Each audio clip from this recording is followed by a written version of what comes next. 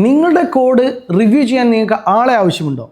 ഇപ്പോഴത്തെ സാഹചര്യത്തിൽ അത് AI തന്നെ നിങ്ങളുടെ ഒരു കോഡ് റിവ്യൂ ചെയ്ത് നിങ്ങളുടെ ഒരു സൂപ്പർ മെൻഡറായിട്ട് AI പ്രവർത്തിക്കും.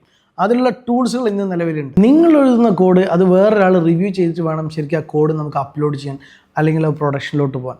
അതിൻ്റെ റീസൺ എന്താ വെച്ചാൽ എന്തെങ്കിലും മിസ്റ്റേക്കുകൾ ചെയ്തിട്ടുണ്ടെങ്കിൽ അത് നമുക്ക് കോഡ് റിവ്യൂവിൽ പിടിക്കാൻ പറ്റും. ഇല്ല എന്നുണ്ടെങ്കിൽ ഇത് പ്രൊഡക്ഷനിൽ പോയി ആകെ പ്രോബ്ലം ആയിട്ടേ നമ്മൾ അറിയുള്ളൂ.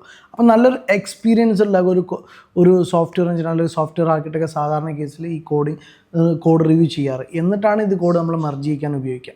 അപ്പോൾ ഇപ്പോഴത്തെ സാഹചര്യത്തിൽ അതിന് AI ടൂൾസ് ഉണ്ട്. അപ്പോൾ കോഡിയോ ആണെങ്കിലും കോഡ് വിസ്പറർ ആണെങ്കിലും ഒക്കെ നമ്മളുടെ കോഡ് നന്നായിട്ട് അനലൈസ് ചെയ്യും.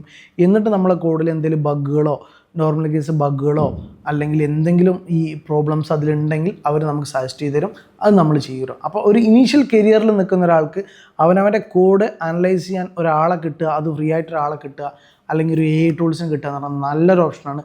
അത് മാക്സിമം ഉപയോഗിക്കുക. ഈ പറഞ്ഞ ടൂൾസുകളൊക്കെ ഉപയോഗിച്ചുകൊണ്ട് നിങ്ങളുടെ കോഡ് സൂപ്പർ കോഡാക്കി മാറ്റുക.